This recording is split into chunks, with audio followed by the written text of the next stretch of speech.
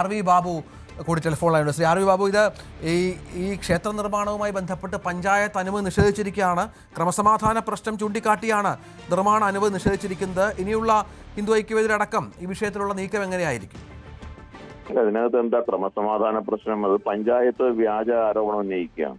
പഞ്ചായത്ത് തെറ്റായ രീതിയിൽ, അതായത് ചില സ്ഥാപിത താല്പര്യക്കാരുടെ താല്പര്യം സംരക്ഷിക്കാൻ വേണ്ടി പഞ്ചായത്ത് ബോധപൂർവം എടുത്ത് ഉന്നയിക്കുന്ന ഒരു ആരോപണമാണ്. അതിനപ്പുറത്തേക്ക് എന്താണ് ഇതിനകത്ത് ഒരു ലോ ആൻഡ് ഓർഡർ പ്രശ്നത്തിലേക്ക് വരേണ്ട കാര്യം?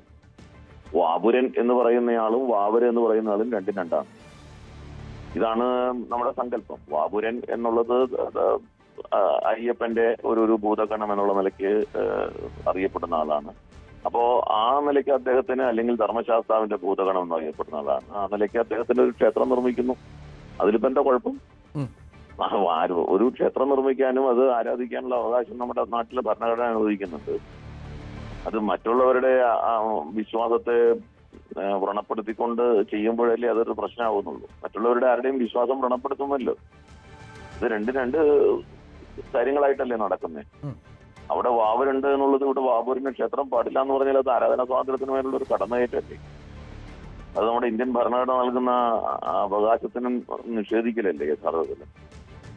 എന്താണ് ഇപ്പോൾ പ്രശ്നം? എന്തിനാണ് ഇങ്ങനെ, ആരെ പ്രണയിപ്പിക്കാനാണ് ഇത്തരത്തിൽ ചെയ്യുന്നത്?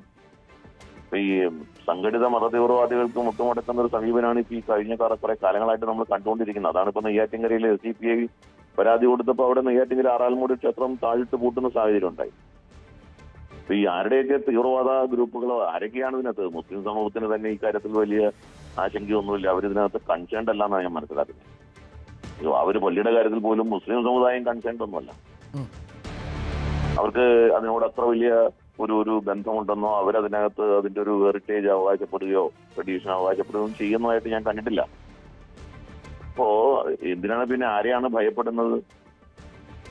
ഒരു വിഭാഗം ആളുകൾക്ക് അവരുടെ ഇഷ്ടമുള്ള വിശ്വാസത്തിൽ വിശ്വസിച്ച് മുന്നോട്ട് പോകാനും അതനുസരിച്ച് ആരാധന നടത്താനുള്ള സ്വാതന്ത്ര്യം നിഷേധിക്കുക എന്ന് പറഞ്ഞാൽ അത് ജനാധിപത്യ സംവിധാനത്തിനകത്ത് നമുക്ക് അംഗീകരിക്കാൻ പറ്റുന്ന ഒരു കാര്യമാണോ? അത് എന്തുകൊണ്ടാണ് തടയുന്നതെന്ന് ഒരു ലോ ആൻഡ് ഓർഡർ പ്രോബ്ലം എന്ന് വെറുതെ അങ്ങ് പറഞ്ഞാൽ മതി. ഏത് വിഷയത്തിൽ റജി ലൂക്കോസ് ടെലിഫോണിൽ ദയവായി തുടരുക. റജി ലൂക്കോസ്, എന്ത് മതസൗഹാർദ്ദം തകർക്കുമെന്ന് പറയുന്നത് എന്തിന്റെ അർത്ഥത്തിലാണ് എന്നാണ് ഹിന്ദു ഐക്യവേദിയും വിശ്വ ഹിന്ദു പരിഷത്തും മറ്റും ചോദിക്കുന്നത്. അവിടെ ആർക്കും ഈ വിഷയത്തിൽ ഇതുവരെ എതിർപ്പുമായി രംഗത്ത് വന്നിട്ടില്ല. ചില വിഭാഗങ്ങളെ മാത്രം തൃപ്തിപ്പെടുത്താനുള്ള ഒരു നീക്കം എന്നാണ്. അതൊരു ആരാധനാ സ്വാതന്ത്ര്യവുമായി ബന്ധപ്പെട്ടുള്ള കടന്നുകയറ്റമാണ് എന്ന വാദവുമുണ്ട്.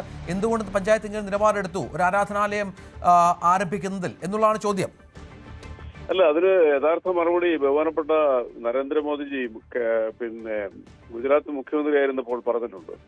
അദ്ദേഹം ഗുജറാത്ത് മുഖ്യമന്ത്രി ആയിരുന്നപ്പോൾ മുംബൈ, അഹമ്മദാബാദ്, ഡൽഹി നാഷണൽ ഹൈവേയുടെ ചുറ്റും ഏതാണ്ട് 1680 ആരാധനാലയങ്ങൾ, അത് ഹിന്ദു, ക്രിസ്ത്യൻ, മുസ്ലിം ആരാധനാലയങ്ങൾ ഉണ്ടായിരുന്നു. ഈ വികസനത്തിന് വേണ്ടിയിട്ട് അവിടെ ആളുകൾ തെരുവിലിറങ്ങി ഇത് നശിപ്പിക്കാൻ പാടില്ല എന്ന് പറഞ്ഞപ്പോൾ നരേന്ദ്രമോദിജി അന്നെടുത്തൊരു തീരുമാനമുണ്ട്.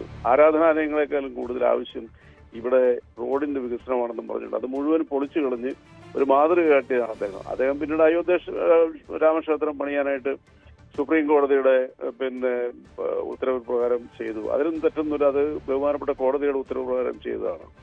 അപ്പൊ അതുകൊണ്ട് അങ്ങനെയുള്ള മാതൃകകൾ ഈ രാജ്യത്തുള്ളപ്പോൾ തീർച്ചയായിട്ടും എരുമേലി പോലെയുള്ള മതസൗഹാർദ്ദം പതിറ്റാണ്ടുകളായിട്ട്, ഒരുപക്ഷെ നൂറ്റാണ്ടുകളായിട്ട് പരിപാലിക്കപ്പെടുന്ന ഒരു ക്ഷേത്രം, ഒരു സ്ഥലത്ത് അവിടെ വാവരുപള്ളി നിലവിലുള്ളപ്പോൾ ആ വാവരുപള്ളിക്ക് അകത്തൂടെ തന്നെ അയ്യപ്പന്മാർ വന്ന് വരം ചുറ്റി ആ ഭക്തി നിർഭരമായ അന്തരീക്ഷത്തിൽ കടന്നു പോകുന്ന ഒരു സ്ഥലത്ത് ശബരിമലയുടെ സമാധാനപൂർവ്വമായിട്ടുള്ള സുഗമമായ പ്രവർത്തനത്തിനും കേരളത്തിന്റെ മത സൗഹാർദ്ദ അന്തരീക്ഷത്തിന് ഭീഷണി ഉയർത്തിക്കൊണ്ട് ഒരു ദേവാലയം അല്ലെ ഒരു ആരാധന കേന്ദ്രം അവിടെ സ്ഥാപിക്കുക എന്ന് പറഞ്ഞതിന്റെ ഉദ്ദേശശുദ്ധി വളരെ ദുരൂഹമാണ്. അതിപ്പോ ഇവിടെ നമ്മൾ മനസ്സിലാക്കേണ്ട വസ്തുത എന്ന് പറയുന്നത് കേരളത്തിൽ ഇനിയും ആരാധനാലയങ്ങൾ പെരുകേണ്ട ആവശ്യമുണ്ടോ? കേരളത്തിന്റെ വികസനത്തിന് ഈ ആവശ്യത്തിൽ കൂടുതലായിട്ടുള്ള ആരാധനാലയങ്ങൾക്ക് പകരം ഇനിയും ജനങ്ങളുടെ ഇടയിൽ മതത്തിന്റെ വേലിക്കെട്ടുകൾ തകർത്ത് നമ്മൾ മുന്നോട്ട് വന്നൊരു കാലഘട്ടത്തിൽ ഇനിയും ഇത്തരം ആരാധനാലയങ്ങൾ പണിത്, അത് ഏത് വിഭാഗത്തിനാണ്, ഞാനൊരു പർട്ടിക്കുലർ വിഭാഗത്തിനെ പിൻപോയിന്റ് ചെയ്തൊന്നും ആക്ഷേപിക്കാൻ ആഗ്രഹിക്കുന്നില്ല. അത് വീണ്ടും വിഭാഗീയത വളർത്തുന്നത് ശരിയാണോ എന്ന് ഇതിന് മുൻകൈ എടുക്കുന്ന വിശ്വ ഹിന്ദു പരിഷത്തിനെ പോലെയുള്ള സംഘടനകൾ ആലോചിക്കുന്നത് നന്നായിരിക്കും. അതുകൊണ്ട് കൃത്യമായ രീതിയിലുള്ള ഇത്തരം വീക്ഷണങ്ങളും അതിന്റെ അടയാളങ്ങളും നമ്മുടെ മുമ്പിൽ നിൽക്കുമ്പോൾ അതനുസരിച്ചൊരു തീരുമാനം എടുക്കാൻ ആ പഞ്ചായത്തിന് അധികാരമുണ്ട്. ആ പഞ്ചായത്തിന്റെ അധികാരത്തിനോടൊപ്പം നിൽക്കണം. ആ അധികാരം ഉപയോഗിക്കാനായിട്ട് അവർക്കുള്ള അവകാശമുണ്ട്. കാരണം മനുഷ്യന്റെ സ്വാതന്ത്ര്യത്തിനും മറ്റെല്ലാ കാര്യങ്ങൾക്കും വിഘാതം വരുന്ന എന്ത് നടപടി വന്നാലും അതിനെ തടയാനുള്ള അധികാരം പ്രാദേശിക ബോഡിക്കുണ്ട്. അവരത് ചെയ്തു. അതിനെ ആ രീതിയിൽ മാത്രം കണ്ടാൽ മതി. RV ബാബു, ഇല്ല, അതിനകത്ത് അദ്ദേഹം ഈ വികസനത്തിന്റെ ഭാഗമായിട്ട് എന്തോ നരേന്ദ്രമോദി അവിടെ ചെയ്തു എന്നൊക്കെ പറഞ്ഞു. ആ സമയത്ത് അതിനെ മുഴുവൻ വിമർശിച്ച കൂട്ടരാണ് ഈ പറയുന്ന റെജി ലൂക്കോസിന്റെ രാഷ്ട്രീയ പ്രത്യയശാസ്ത്രം കൈപ്പറ്റുന്ന ആൾക്കാരൊക്കെ. ഇപ്പൊ അതിനെ കൈയടിക്കുന്നു. ഇപ്പൊ ആ കൈയടിക്കുന്നത് എരുമേലിയിലെ സംഭവത്തെ ന്യായീകരിക്കാനാണ്.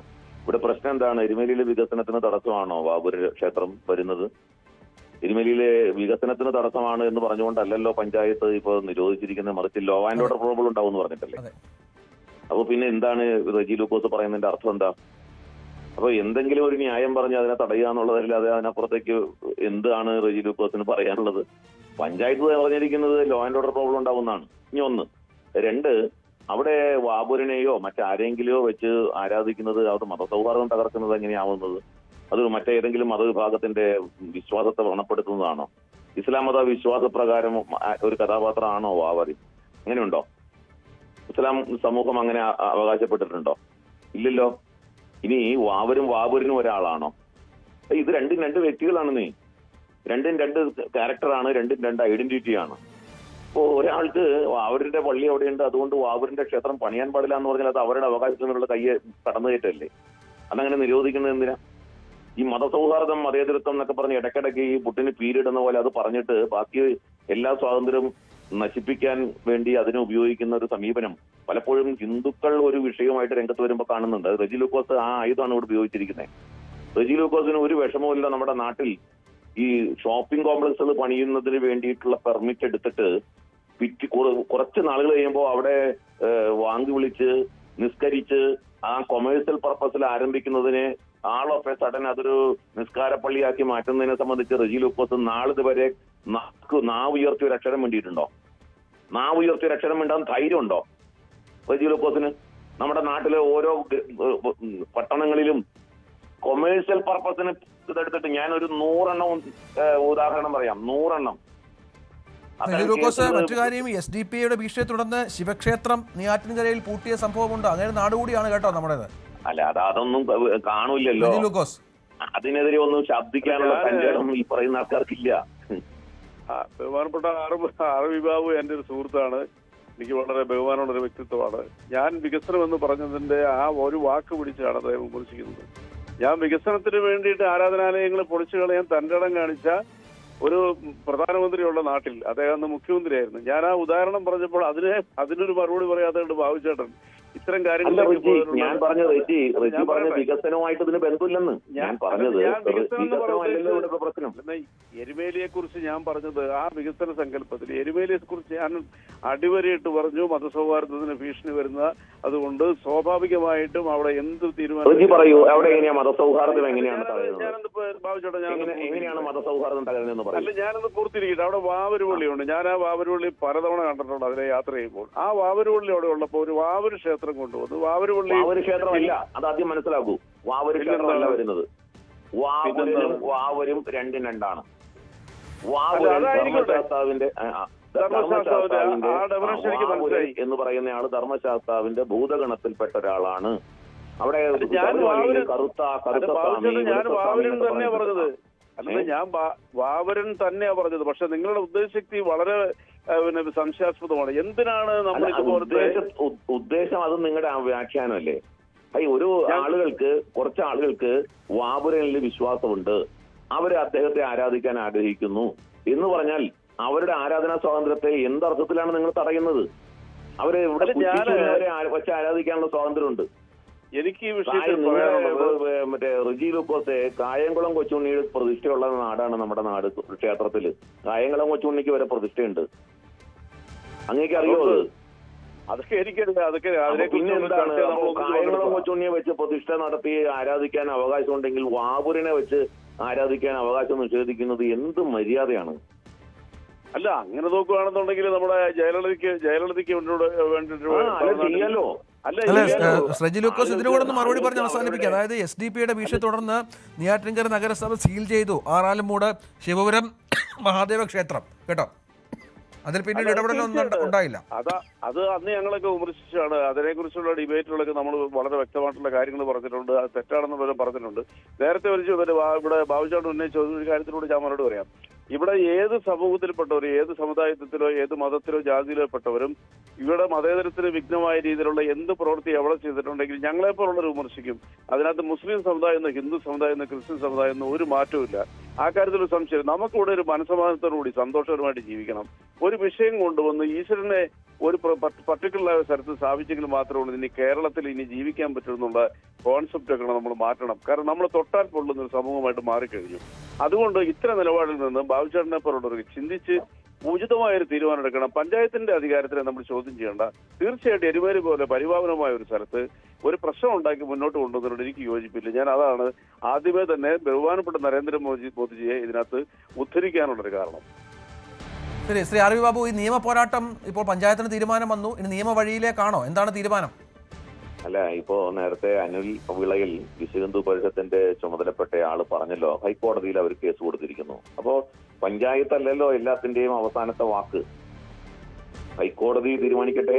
ഹൈക്കോടതിയിൽ ആ വിഷയത്തെ സംബന്ധിച്ച് കേസ് കൊടുത്തിരിക്കുന്നു. ആരാധനാ സ്വാതന്ത്ര്യം തടഞ്ഞതിനെതിരെ കേസ് കൊടുത്തിരിക്കുന്നു. അപ്പോ കോടതി തീരുമാനിച്ചോട്ടെ. അതിനകത്ത് നമുക്ക് അഭിപ്രായ വ്യത്യാസമില്ല. ഹൈക്കോടതി അല്ല, ഇനിയിപ്പോ ഇനി സുപ്രീം കോടതിയാണ് തീരുമാനിക്കേണ്ടെങ്കിൽ സുപ്രീം കോടതി തീരുമാനിക്കട്ടെ. നമ്മുടെ മുമ്പിൽ കോടതിയാണല്ലോ. ആരും ബലം പ്രയോഗിച്ചൊന്നും ചെയ്യാൻ പോകുന്നില്ലല്ലോ.